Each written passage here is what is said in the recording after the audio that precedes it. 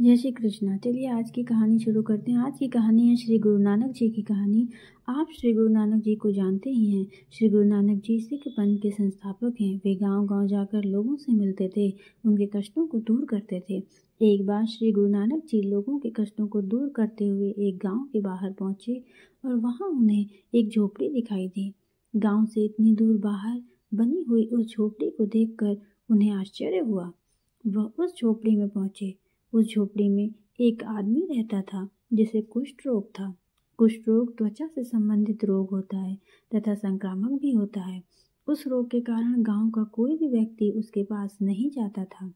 कभी किसी को दया आ जाती तो उसे खाने के लिए कुछ दे देता था। श्री गुरु नानक जी उस कोढ़ी के पास गए और उससे कहा, भाई, यदि तुझे कोई समस्या ना हो तो हम आज रात तेरी झोपड़ी में रहना चाहते हैं। नानक जी की यह बात सुनकर कोढ़ी बहुत हैरान हुआ। वो सोचने लगा, ये क्या कह रहे हैं? गांव के लोग जो मुझे जानते हैं वो भी मेरे पास नहीं आते, परंतु ये तो मुझे जानते भी नहीं हैं, तो मेरे घर में रहने के लिए कैसे आ सकते हैं? यह सब कोढ़ी मन ही मन सोच रहा था। वह अपने रोग से इतना दुखी था कि चाहकर भी कुछ ना बोल सका, केवल नानक जी को देखता ही रह गया। नानक जी के झोपड़ी में प्रवेश करते ही उस कोढ़ी के शरीर में धीरे धीरे परिवर्तन होने लगा। यह उस रोगी के ध्यान में आ रहा था, परंतु वह कुछ बोल नहीं पाया। गुरु नानक जी ने कोढ़ी की और हंसकर देखा। गुरु नानक जी के साथ उनका एक शिष्य भी था। उसका नाम मर्दाना था। गुरुदेव ने उससे रबाब बजाने को कहा और ऐसा कहकर वह उस झोपड़ी में बैठकर कीर्तन करने लगे। रबाब एक प्रकार का वाद्य यंत्र होता है। कोढ़ी बड़े ध्यान से कीर्तन सुन रहा था। कीर्तन से पहले कोढ़ी के हाथ से हिलते भी नहीं थे, परंतु कीर्तन समाप्त होने पर वे सहजता से जुड़ गए। उसने नानक जी के चरणों में अपना माथा टेका। गुरुजी ने उसे अपने दोनों हाथ से पकड़कर उठाया और पूछा, और भाई ठीक हो? यहाँ गांव के बाहर झोपड़ी क्यों बना के रखी है? कोढ़ी की आंखें भर आईं। उसने कहा, मैं बहुत दुर्भाग्यशाली हूँ। मुझे कुष्ठ रोग हो गया है। मुझसे कोई बात नहीं करता। मेरे घर वालों ने भी मुझे घर से निकाल दिया।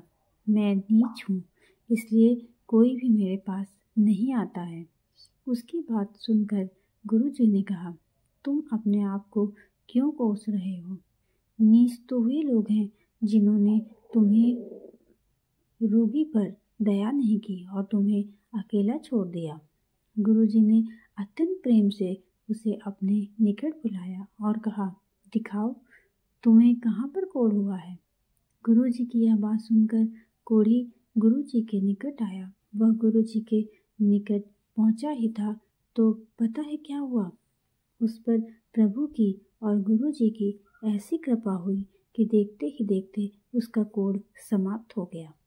गुरुजी ने उससे कहा, देखा, कहाँ है तेरा कोढ़?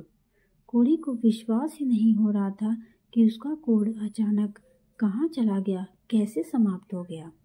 गुरु नानक जी ने केवल अपने संकल्प से कोढ़ी का रोग ठीक कर दिया।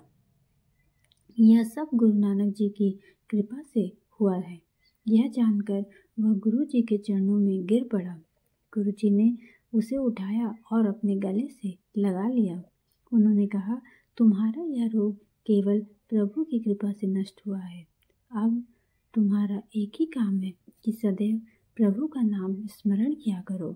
तुम रोगी थे, तब सभी ने तुम्हें दूर कर दिया था, परंतु तुम दूसरों के साथ ऐसा कभी मत करना।